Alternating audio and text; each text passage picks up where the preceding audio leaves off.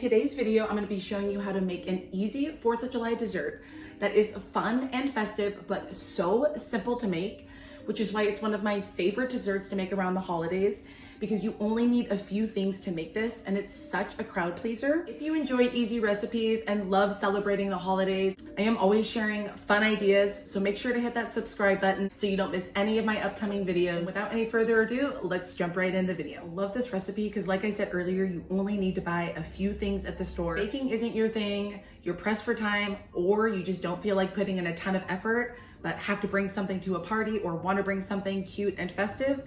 This is going to be the dessert for you. So you're gonna need a cookie sheet or sheet pan. I've seen a lot of people do this with round cookie sheets, and I've never seen anyone do it with a rectangle cookie sheet, and I thought, why not use a rectangle to make it look like a flag? Use whatever cookie sheet you have though. If you don't have a regular one and you have a round one, you can use that as well. Then you're gonna wanna grab your cookie dough of choice. Patriotic M&Ms. I just used regular, but you could use peanut M&Ms if you'd rather. And then Patriotic sprinkles.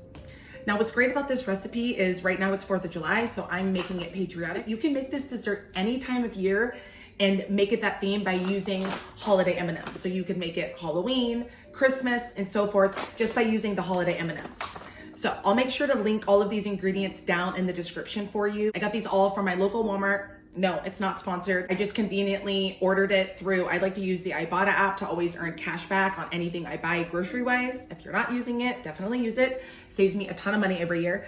But yeah, I just always order it through there and then just have stuff delivered, which makes it so simple. But anywhere you can find these ingredients, it's about getting the most bang for my buck. And I find that Walmart always has the best prices for things like big things of candy. As you can see here, I cut the cookie dough into 4 chunks. I don't know if I'm going to need this whole amount of cookie dough because I did do the large size. I did the family size pre-bought Pillsbury cookie dough, but I just figured I would put all 4 down and see. It looks like it's gonna work. If you have a extra large cookie sheet and you're trying to do a really large cookie cake, then you may need to buy a couple cookie doughs. So just keep that in mind. Depending on the size of your cookie sheet, will determine how many cookie doughs you need to buy. This one, what is this one?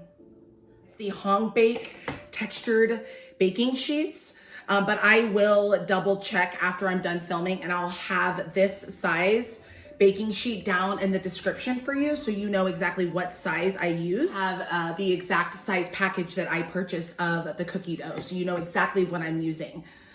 So right now I'm just evenly distributing this all across the cookie sheet. I'm just going around making sure there aren't any spots that are a lot thicker than others. Side note, if you are looking for cookie sheets or in need of new cookie sheets, these Hong Bake textured non-stick baking sheets are the best. They're the best for cookies. And look at how pretty they are. Look at this gold champagne color. They also have a really pretty black. And they have this like rose gold pink.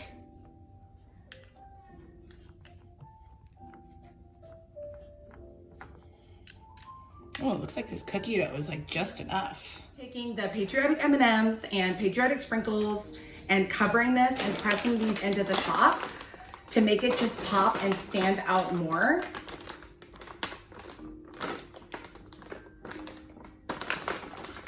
Looks like I didn't open it enough. Look how fun these are.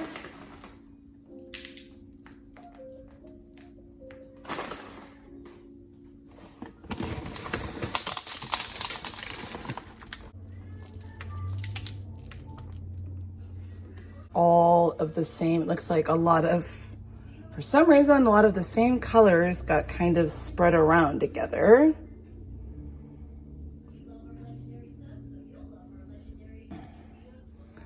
So I'm going to take my time kind of spreading these out. I guess in hindsight, maybe I would have taken them individually and just individually put some on, but it really doesn't matter how it looks. It can just stay like this too. I don't really have to mix it in.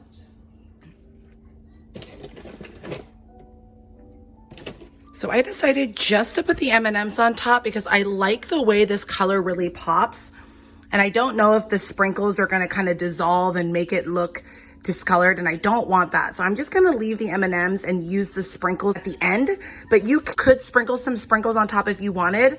But I know myself, and I think I'm gonna like the look of this better, being able to see the contrast of the M&Ms and the cookie, and then just using the sprinkles on top when I decorate. So I'm just gonna leave this just like this. Now that the M&Ms are pressed in, I'm gonna stick this in the oven at 350 for 15 to 20 minutes. It calls for 12 to 13 minutes with cookies, but because this is all together in a cookie sheet, it will take a little bit longer. It's been a while since I've made one of these, so I can't remember exactly how long my last one took, and I think I did a bigger cookie sheet last time, so it did take longer than this one is gonna take. But I will make sure to record the exact time that this takes, the exact time and temperature we're going over today down in the description as well. So now I'm gonna stick this in the oven. Yippee, yippee, yippee. Yippee, yippee, yippee. You'll know when the cookie is done when it starts to look a nice golden brown on the top and the edges of the cookie start to pull from the edge of the cookie sheet. As you can see here, the edges are starting to pull. You can definitely see it's done here. So I'm gonna put it on the counter and let it cool until the touch before I ice it. Today I'm going to be using the Wilton 1mm open star tip. I'm also going to be using the 16-inch Wilton disposable decorating bags. I got these both at Walmart and I had them delivered. It was super convenient. I'll link them below in the description so that you can grab these if you want. And then I'm going to be showing you how to insert the tip into the bag to make sure that you don't cut the hole too big. I'm also going to be using the Pillsbury White Frosting for a thick, stiffer frosting to do the tips with, which I'll be showing you in a second. I like to use the Pillsbury White Frosting versus the vanilla because it has a little bit of a stiffer peak when you're going to use it for icing, as you can see here.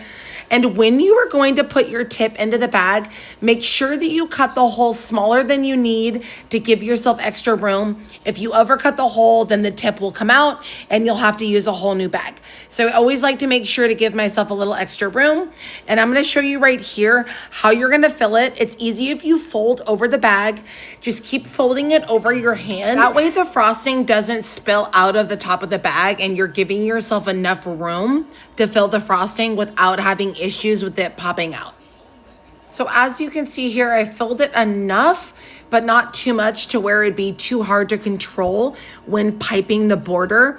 They even put a line right here so you can see where you should fill it to. You don't want to overfill it, otherwise it'll just be really hard to control when you're going to pipe out the borders on your cookie cake. Now I'm just moving all the frosting down towards the bottom of the bag to make sure I have no air bubbles, and I'm going to twist the bag to make sure I have all of the air out so that when I go to pipe it, there's going to be no bubbles or extra air coming out to affect the look of my border. So as you can see here, it's nice and tight. I'm tying it at the end to make sure no frosting comes out and it looks perfect. Now I'm going to use a round cutting board as a base to put the cookie cake on. I thought the round would be a nice contrast for the rectangle cookie cake. That came out so smooth. If you do not have these cookie sheets, grab them up. They are the absolute best. And let me tell you, I really lucked out because I think I tried to flip this a little too soon, but I realized it in the middle of flipping it, so I just went with it. I wasn't going to stop. Now that it's on the wood cutting board, oh my gosh, look at that. That looks perfect. Oh my gosh, I can't wait to cut into this. It's going to be so good. So now I'm going to start piping the border around the cake. What's great about this is that it does not have to be perfect, and you do not have to use this exact piping tip. You can use any tip you have on hand. Honestly, it's just the effect of the border. It looks so cute, and who doesn't love a good buttercream vanilla white frosting, okay, with the M&Ms? I cannot wait to try this. So I'm just gonna pipe this out. Don't mind the shaky tripod. I tried a new tripod out. It doesn't have the best base because it's a little thin, so I'm trying really hard to not make it shake as I'm going around. But just a simple border makes such a pop. Look at how it's making the cookie cake pop so well with this buttercream border. So I'm just gonna pipe through this, and Just a reminder, if you are not subscribed, make sure to subscribe so you don't miss any of my easy holiday ideas. I'm going to be really diligent on making sure that I get out some long form videos this year, because it's just been really hard to juggle all the platforms, but I'm ready to make YouTube my full-time platform. So I'm excited to have you here, and thank you so much for watching. As you can see here, I put almost the exact amount of icing that I needed in the bag. So I was so proud of myself that I had just enough to finish. And then I'm taking these Patriotic sprinkles, which I think I got these from Hobby Lobby. I don't know if I'll be able to link them in the description, but I will try. If not, I will just link similar Patriotic sprinkles for you that you can use. But I'm just sprinkling these around the edge of the border, and they really make such a pop. And Sophia's helping me because she was really excited to get involved. Life has taken over, and that is why content has cut back a little bit on this channel. But I've decided things do not have to be perfect. I want to allow my kids to be involved in the content and still show you easy recipes that you can make with your family, even with your kids involved, because that is what it's all about. There's no need to stress and make it, feel unenjoyable. Let's just embrace the season we're in and make the most of it. So I hope that you subscribe and join me for more easy recipes. Now that this beautiful cookie cake is iced with that buttercream border, I am going to be cutting this into even slices. So I'm cutting this into 4 sections. And what's great is that you can cut this and serve it as is, or you can serve it with a nice scoop of ice cream of choice. There are so many options, especially with the 4th of July weekend approaching, but you can make this cookie cake all year long. Look at this. Use any kind of holiday sprinkles, any kind of holiday M&Ms. Oh my goodness. Eat it as you have the perfect dessert that everyone will love, and you can make this in under an hour, and look at how yummy and beautiful this is. Thanks for watching.